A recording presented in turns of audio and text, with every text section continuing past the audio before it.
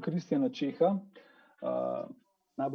najboljšo mlado športno osebnost leta 2020 po izboru Društva športnih novinarjev Slovenije. Gostili smo Primoža Rogliča, najboljšega športnika v Sloveniji, najboljšega kolesarja na svetu. Zdaj pa gostimo rokometni svet. Jure Dolenč, enkrat lep pozdrav v naši družbi. V imenu vseh, ki smo tukaj, novinarjev in vseh medijskih hiš. Lep pozdrav tudi vam. Mislim, da smo vas našli v Barceloni, če se ne motim. Kako lepše in topleje je v Barceloni kot v Sloveniji? Ja, ne vem, kakšen vreme je v tem trenutku v Sloveniji, imamo pa mi kar precej toplo, lep teden, čez dan kakšnih 15-16 stopinj, sončno, tako da se ne moramo pritoževati nad vremenom. Nisem se hotel pravzaprav v ničemur dotakniti, ampak se je Primož že sam čudnega leta 2020, pa nas morda iz prve roke zanima, kako se Katalonci, da ne rečem Španci, soočajo s to čudno situacijo, oziroma zakaj ste primorani, česa ne smete, kaj sploh lahko počnete, da dobimo to informacijo res iz prve roke. Ja, recimo neka prva stvar, mislim, da Katalonci že od marca niso sneli mask, enostavno jih imamo ves čas na sebi, tudi na ulici. Tako da smo na to res že navajeni, glede na to, da je bilo v Sloveniji o tem veliko govora. Sicer je situacija v tem trenutku najbrž malo boljša kot v Sloveniji. V zadnjem času so se tudi spet z nekim omejitvam odprli od začetka šolskega leta. Tako da v tem pogledu imamo v bistvu kar srečo in se ne moramo preveč pritoževati. Jure, z nami ste zaradi enega samega razloga. Slovenska rokometna reprezentanca je po izboru okvirno 115 slovenskih športnih novinarjev in novinark postala najboljša. Šport Kole vprašal za začetek. Kar nekajkrat ste bili blizu, recimo 2016 pa 2017, pa kljub najbolj transparentnim, najbolj konstantnim rezultatom, kar se tiče slovenskega ekipnega športa, niste nikoli prišli na tron. Zdaj pa ste najboljši v Sloveniji. Kakšni so občutki, glede na to, da ste bil, recimo temu, poveljnik naše četice na Evropskem prvenstvu januarja? Sigurno je, to je ena lepa nagrada, velika čast, že da se pojavlja ime slovenske rokometne reprezentance skupaj z vsem tem odličnim športnikom, ki jih imamo v Sloveniji. Sigurno sem zelo vesel, zelo ponosen, da sem lahko kapetan te ekipe. Po drugi strani priznam, da bi tole priznanje z veseljem, tako kot leta 2017, zamenil za medaljo, glede na to, da smo osvojili 4. mesto. 2017 pa smo bili 3. in je na koncu, mislim, da bila najboljša ekipa košarkarska reprezentanca.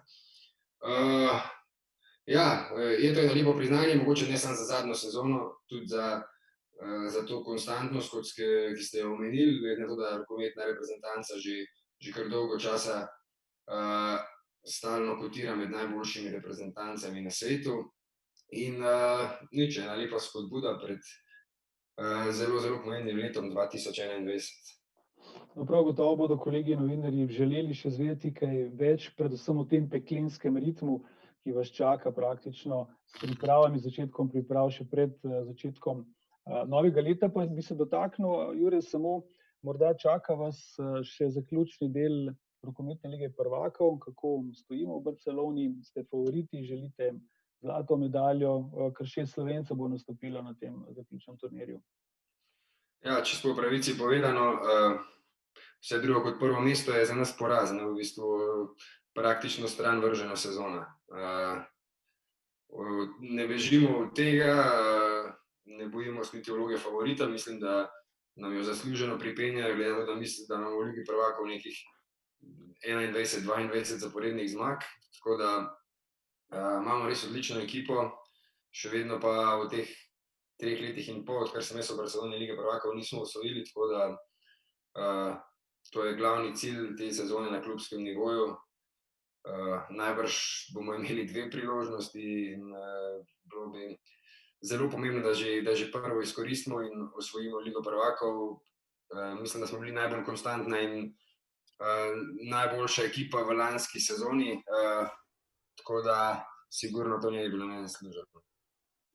No, zdaj pa bi vseeno odprl, torej tako imenovani dvoboj besed oziroma bilateral z ostalimi kolegi, ki spremljajo to novinarsko konferenco organizacije Društva športnih novinarjev Slovenije ob dnevu, ko je ta prireditev Športnik leta na prvem tiru. Mislim, da je Bojan Bauman imel prvo vprašanje, če se ne motim. Bojan, se slišimo? Jure, zdrav. Zdravo. Slišimo? Ja, živijo. Slišimo, Bojan, slišimo. Ja. Torej, novinarji smo vas za to leto razglasili za najboljšo reprezentanco. Mene pa zanima, kako gledaš zdaj po tem letu na Stockholm, posebej na Stockholm, pa tudi na celo evropsko prvenstvo. Kot uspeh ali kot zamujeno priložnost? Kot uspeh in zamujeno priložnost. Glede na to, da še par mesecev pred Stockholmom niti slučajno nismo delovali kot ena izmed najboljših ekip v Evropi, mislim, da smo lahko zadovoljni z uvrstitvijo v polfinale, da smo se, bom rekel, vrnili tja, kamor spadamo.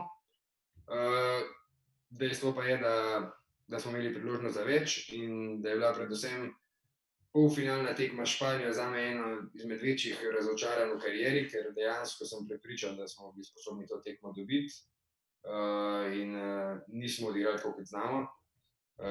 Tako da ja, mislim, da najboljše vse skupaj opiše, če rečemo uspeh in zamujena priložnost. Še eno vprašanje, mogoče. Egipt je že naslednja priložnost, januarja odhajate. Svetovno prvenstvo, evropsko prvenstvo. Nekako se zdi, da je na svetovnem prvenstvu lažje priti proti vrhu kot na evropskem, kjer je konkurenca zelo zgoščena. Kako razmišljaš zdaj, kaj je to, kar vas bo gnalo na svetovnem prvenstvu? Jaz v bistvu ne vidim neke velike razlike, da bi rekel, da je svetovno prvenstvo lažje. Enostavno na koncu, če hočeš iti do polfinala, do finala, je treba premagati tudi vse najboljše evropske ekipe, oziroma praktično vse, tako da mislim, da sta obe tekmovanji zelo zahtevni in ne vidim kakšnih večjih možnosti, da osvojiš medaljo na svetovnem kot na evropskem prvenstvu.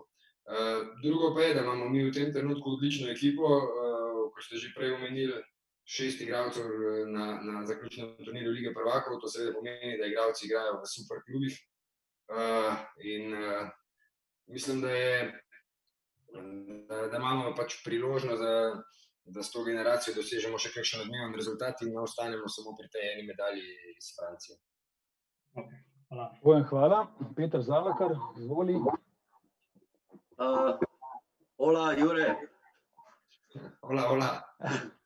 Daj povej, zdaj je dal Vranjež ven seznam, nekako zdaj splošno prepričali, da Slovenija še ni imela močnejše reprezentance, vsaj po imenih, kakor si rekel, v top klubih.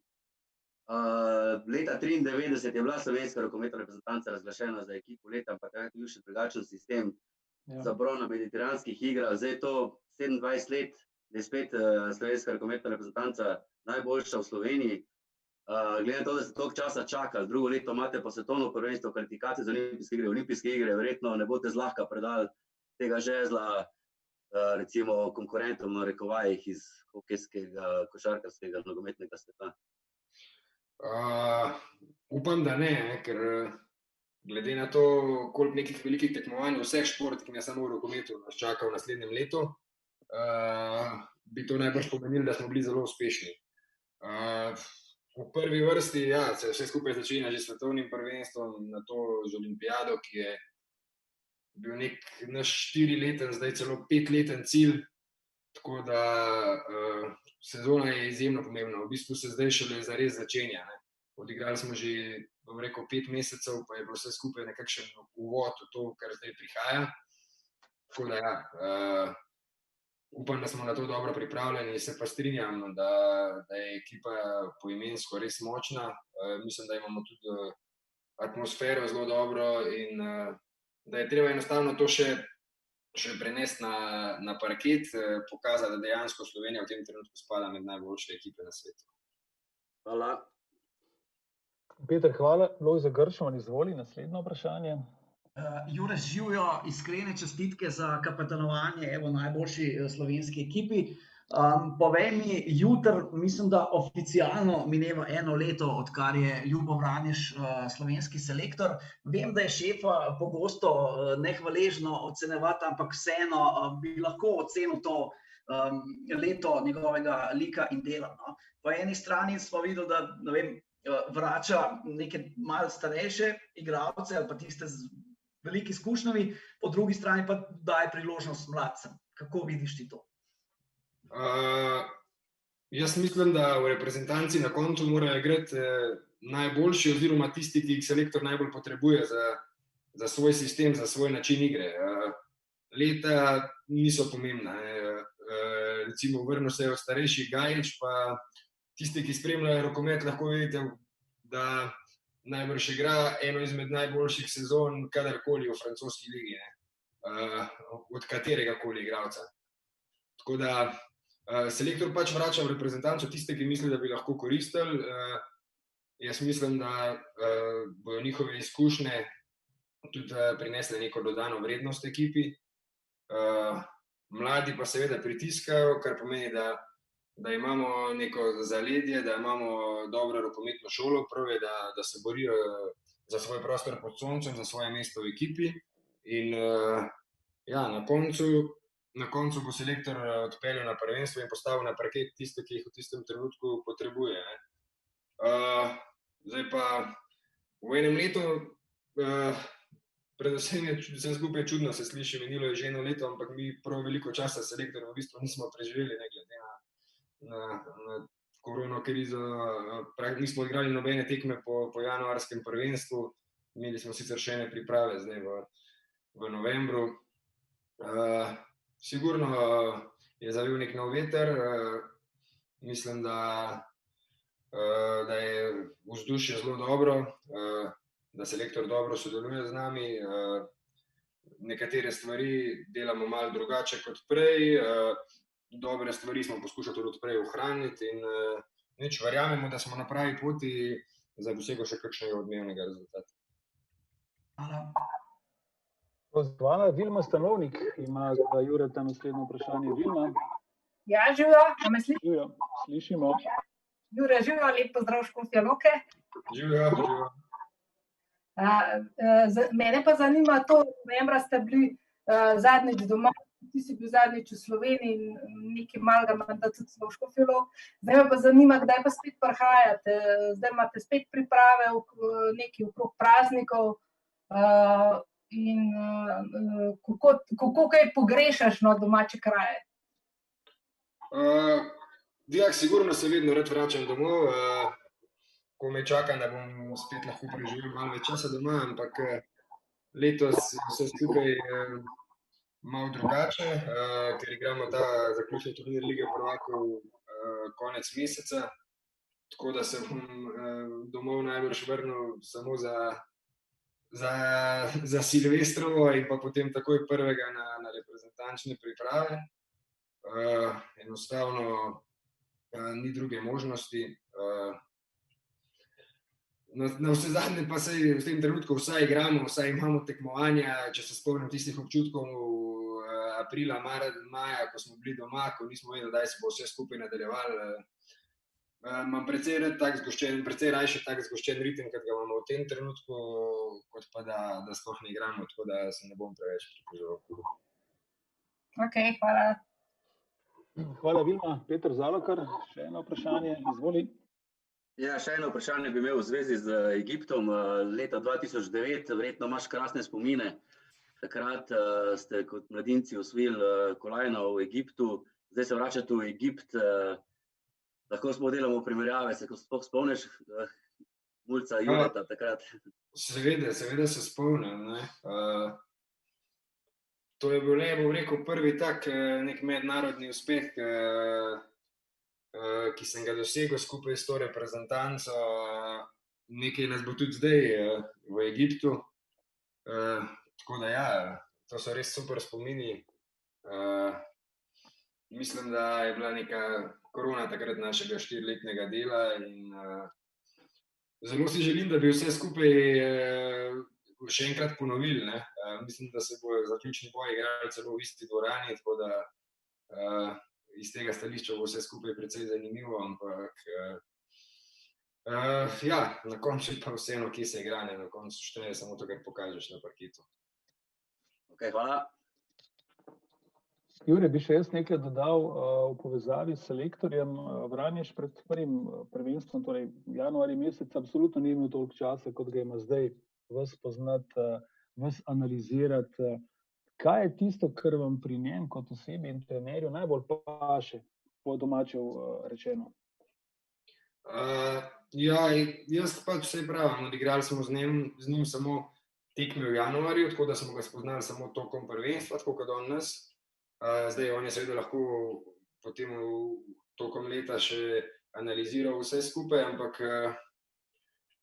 zdaj, če izberem eno njegovo lastnost, ki je meni res všeč, je zaupanje v svoje igralce.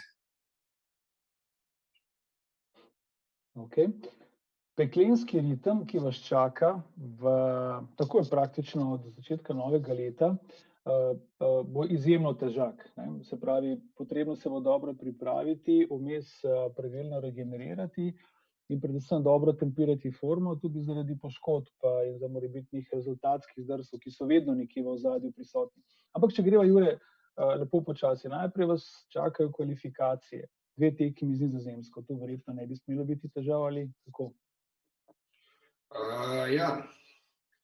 Mislim, da so nam Nizozemci v preteklosti že povzročali težave, pa tudi v zadnjih letih se je pokazalo, da se je ta kakovostna razlika zelo, zelo zmanjšala in da tudi te ekipe, ki jih imajo nekateri mogoče za malo slabše, vedno pripravijo presenečenja, sploh v evropskih kvalifikacijah. In to se ni zgodilo samo nam, ampak se je zgodilo praktično vsem velesilam v zadnjih letih. Tako da malo bo vse skupaj drugačno, ker navajeni smo pred nekim prvenstvom igrati prijateljske tekme, kjer se lahko preizkuša neke stvari, rezultat mogoče ni vedno v prvem planu.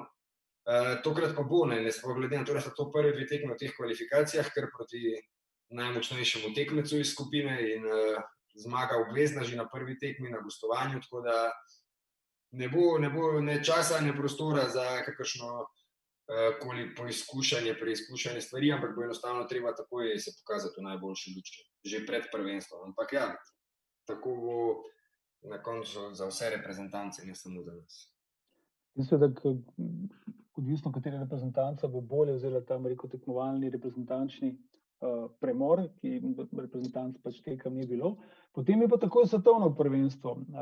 Odhod v druge kraje, druga vlažnost, druga temperatura in v skupini vas čakajo samo na hitro, če pokomentirate Belorusija, Rusija in Južna Koreja. Ja, Belorusija in Rusija sta po načinu igre podobni ekipi, imajo zelo dobre igralce. Mogoče v zadnjih letih nimajo nekih velikih rezultatov in marsikdo gleda na to, kot to bojo pa že premagali, ampak ni povsem tako. Gre za ekipe, ki sta tudi na zadnjem prvenstvu konkurirala vsem tekmecem v skupinskem delu, tudi velesilam.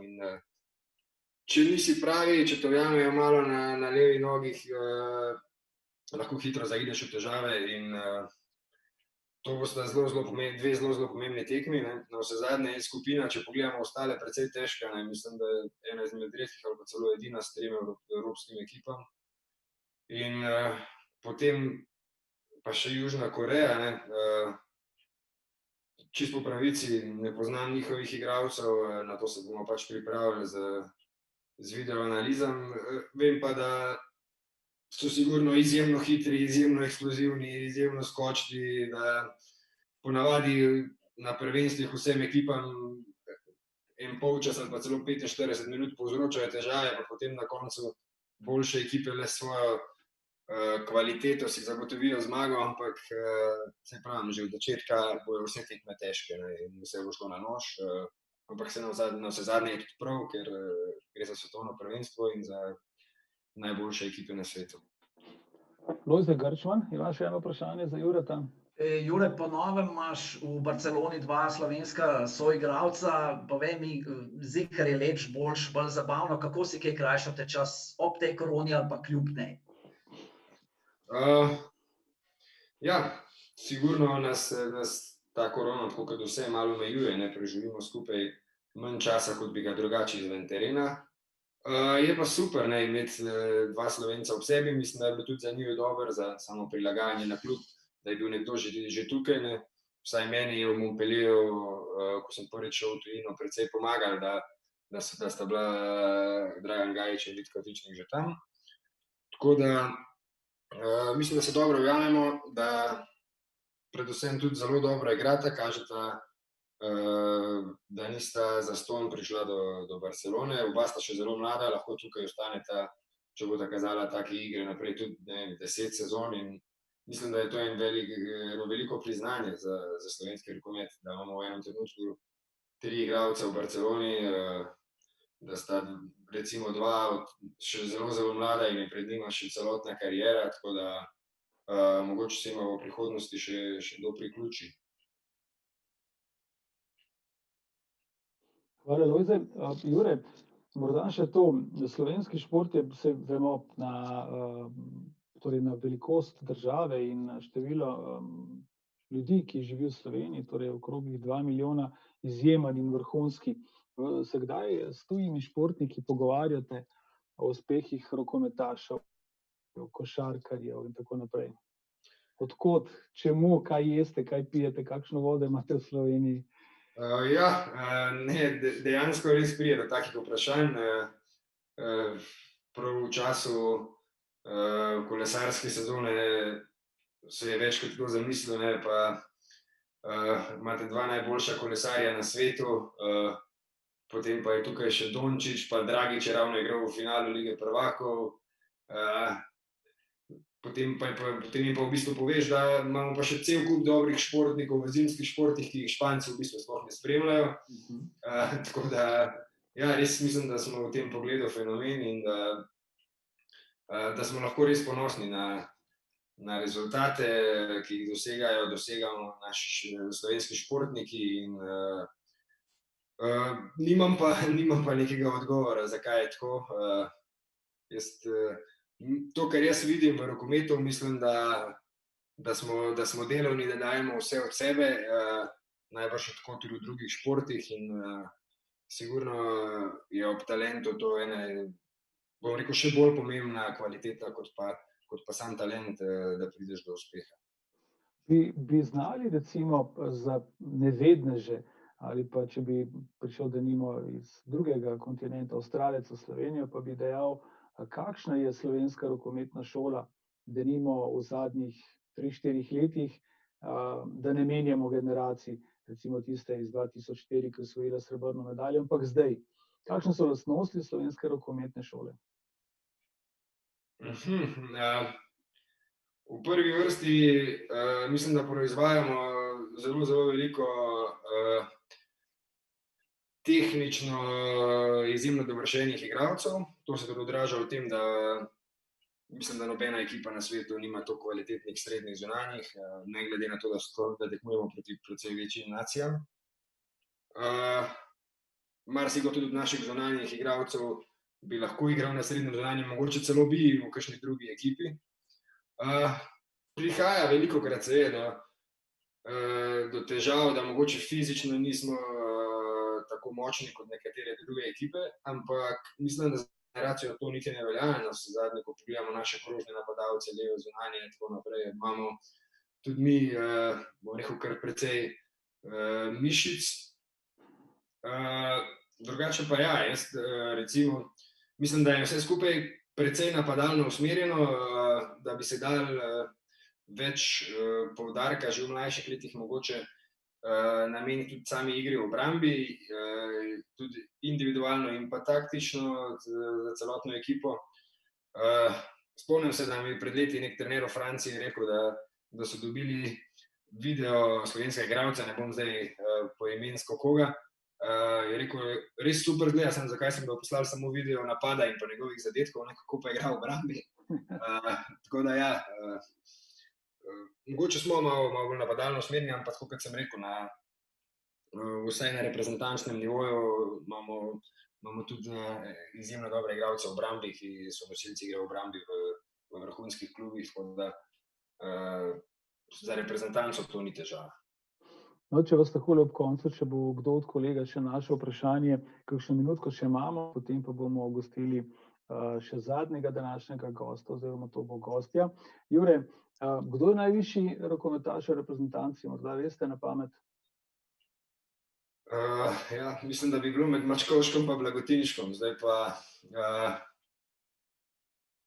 jaz bi se odločil za Mačkovška, nisem pa prepričan. Je pa zagotovo Blagotinšek za njih 10 kg mišic težji, verjetno, ne? Ja, zavedam. Tukaj, ko govorimo potem o teži in o mišicah, pride spet, mislim, da še Gaber zraven, ne, tako da. Mislim pa, jaz bi rekel, da je največji Mačkovšek, mislim, da ima okrog 2,3 metra, mogoče Blagotinšek kakšen centimeter manj. No, predvsem sem hotel izvedeti, če je morda kdo od rokometašev višji od današnjega prvega gosta Kristjana Čeha, ki je, ne vem, če veste, dobil naziv oziroma izbran za najbolj obetavno mlado športno osebnost, ki meri 206 centimetrov in nikoli v življenju ni želel početi nič drugega, kot se ukvarjati z atletiko. In še morda ob koncu, team spirit, vzdušje v reprezentanci, seveda izhaja najprej od karakterjev samih igralcev, potem kako uspe trener recimo spraviti to v en dober krog, v eno dobro ekipo. Me zanima, kdo pa je vseeno, ko vam ne gre ravno najbolje, ali pa ko se Ljubomir Vranješ morda malce jezno drži po kakšnem treningu tekmi, kdo pa je tisti, ki drži voljo po konci od članov reprezentance? Na koga se največkrat naslonite ob trenutkih, ki niso recimo najbolj optimistični? Mislim, v tem trenutku je to, bom rekel, neka skupinska naloga starejših, najbolj izkušenih igralcev. Tudi selektor, recimo na Švedskem in tako naprej, je pokazal, da ni tak tip, da recimo po izgubljenem polfinalu, da bi držal neko zamero do igralcev ali pa kaj podobnega. On poskušal nas dvigati, ne, in tako naprej, tako da ne verjamem, da bi rekel, da imamo po tem trenutku v ekipi nekoga, ki izstopa šalam in tako naprej. Ne vem, težko vprašanje. Prvi, ki mi pade na pamet, je Gorazd Škof, ki se je zdaj recimo vrnil na širši seznam, ki ga sicer v zadnjih letih ni bilo z nami. On je bil res tak tip igralca in vedno ga je bilo zelo lepo imeti v ekipi, tako da mogoče še kdaj v prihodnosti, ne glede na to, da je zdaj spet na širšem seznamu. Ja,